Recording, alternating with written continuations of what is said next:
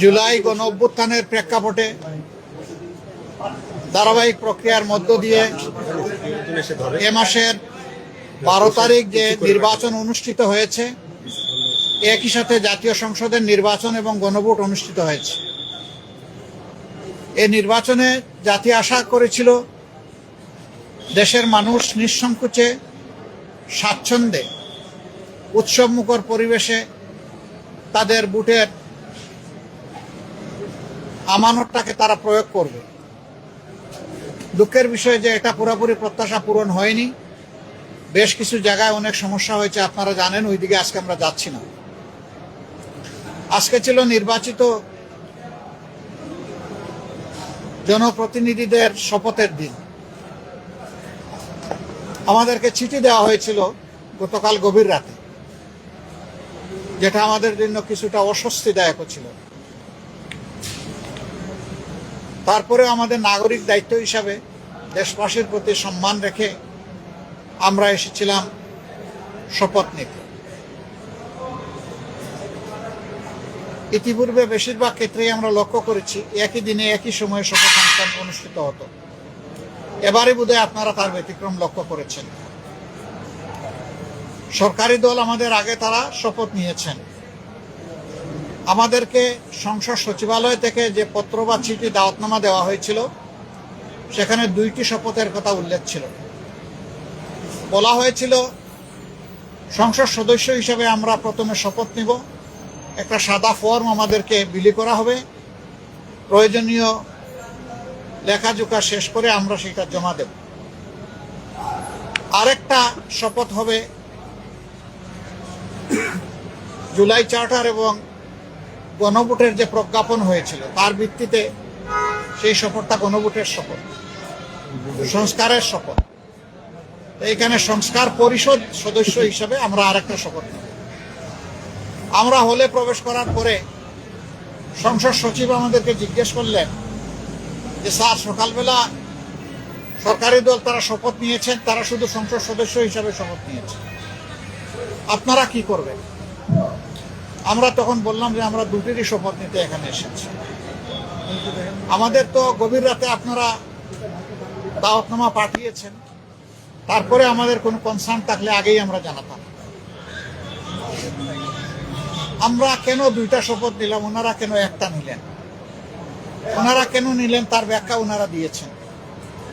আমরা যে ব্যাখ্যাটা দিতে চাই, আমরা মনে করি যে 26-এ কোনো নির্বাচন হওয়ার কথাই ছিল না। এই 26 সালের নির্বাচনটা হয়েছে 24-এর গণ অভ্যুত্থানের কারণে। আমরা গভীর শ্রদ্ধার সাথে যাদের কারণে আজকের এই নির্বাচন, আজকের এই সংসদ, আমি তাদেরকে স্মরণ করছি, যারা জীবন দিয়ে দুনিয়া থেকে বিদায় নিয়েছেন। আল্লাহ তাদেরকে শহীদ হিসাবে কবুল করুন। যারা লড়াই করে আহত হয়েছেন, পঙ্গু হয়েছেন, তাদের প্রতি আমাদের গভীর সমবেদনা। আল্লাহ তাআলা তাদেরকে সুস্থতার নিয়ামত দান করুন। আর নির্বিশেষে গোটা দেশবাসী ফ্যাসিবাদের বিরুদ্ধে সেদিন লড়াই করেছিল, আমরা তাদের প্রতি গভীর কৃতজ্ঞতা প্রকাশ করছি। সম্মানিত সাংবাদিক বন্ধুগণ, আমরা আজকে হয়তো শপথ নিতে ভিন্ন চিন্তা করতে পারতাম, কারণ জুলাইয়ের আকাঙ্ক্ষা এবং গণভোটের রায়, এই 2টার প্রতি সম্মান দেখানো রাজনৈতিক দল হিসাবে আমাদের পবিত্র দায়িত্ব আমরা গণ্য করেছি। আমরা গণভোটের রায়কে সম্মান করেছি, জুলাইয়ের আকাঙ্ক্ষাকে সম্মান করেছি, যারা আমাদেরকে ভোট দিয়েছেন তাদেরকে সম্মান করেছি, এবং আমরা একমত হয়েছি যে এই শপথ নেওয়া আমাদের কর্তব্য। তবে আমরা মনে করি সরকারি দল শপথ না নিয়ে তারা জুলাইকে উপেক্ষা এবং অবজ্ঞা করেছেন। এতে জন আকাঙ্ক্ষার বিপরীতে তাদের অবস্থান বলে আমরা মনে করি। সংস্কারের বিপরীতে তাদের এই অবস্থান স্পষ্ট। যদিও তারা ব্যাখ্যায় বলেছেন যে সংসদ বসে তারপরে প্রভিশন ক্রিয়েট করে এটা তারা দেখবেন, আমরা এটা দ্রুত দেখতে চাই। যদি তারা জুলাইকে সম্মান করেন, যদি সংস্কারকে তারা ধারণ করেন, যদি আজকে যিনি প্রধানমন্ত্রী শপথ নেবেন তিনি নিজেও নির্বাচনী ক্যাম্পেইনে গিয়ে বলেছেন যে আপনারা গণভোটে হা বলুন, যদি এর প্রতি তারা শ্রদ্ধাশীল হন, আমরা মনে করি তারা ওই শপথটাও নেবেন। কার কাছে শপথ নেবেন সে দাবি আমরা করব না। ওনাদের পছন্দ মতো অ্যাপ্রোপ্রিয়েট অথরিটির কাছে ওনারা নিতে পারেন, আমাদের কোনো অসুবিধা নেই। কিন্তু আমরা দেখতে চাই জুলাই সম্মানিত হয়েছে এবং জুলাই স্বীকৃত হয়েছে। জুলাইকে অসম্মান অশ্রদ্ধা করে স্বীকৃতি না দিয়ে 26-এর এই পার্লামেন্ট নিশ্চয়ই কোনো গৌরবের আসনে বসতে পারবে না। আমরা আশা করেছিলাম তারাও শপথ নেবেন দুইটা, আমরাও নিব দুইটা সকালবেলা। তারপরে তারা আমাদেরকে অথরিটির পক্ষ থেকে দাওয়াত করেছিলেন বিকালের অধিবেশনে, যেখানে মন্ত্রী পরিষদের শপথ হবে, সেখানে অংশগ্রহণ করার জন্য।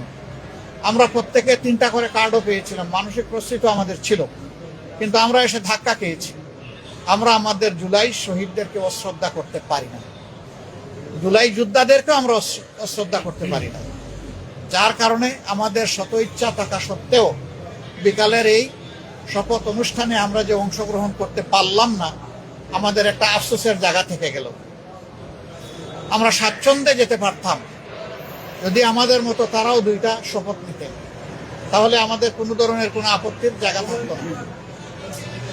আজকে আমরা যারা শপথ নিয়েছি, আমরা নির্বাচনী প্রক্রিয়ার সময় জামাতে ইসলামীর পক্ষ থেকে বলেছিলাম যে আমাদের কেউ যদি সংসদ সদস্য নির্বাচিত হন অথবা আমরা যদি সরকার গঠন করি কেউ মন্ত্রী হন, তাহলে আমরা সরকারি প্লটের সুবিধা নেব না এবং ট্যাক্সবিহীন গাড়িতে আমরা চড়ব না।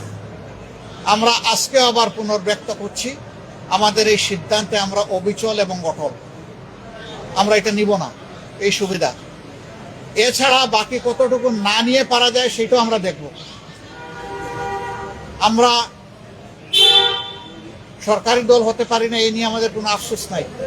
আমাদের আফসোসের জায়গা পরপর 3টা নির্বাচন ধ্বংস হয়ে যাওয়ার পরে জাতি বড় আশা করেছিল, যেভাবে উৎসব মুখর পরিবেশে তারা অনেকে ভোট দিয়েছেন, ঠিক তাদের ভোটের প্রতিফলনটা হবে যখন ফলাফল প্রকাশ হবে।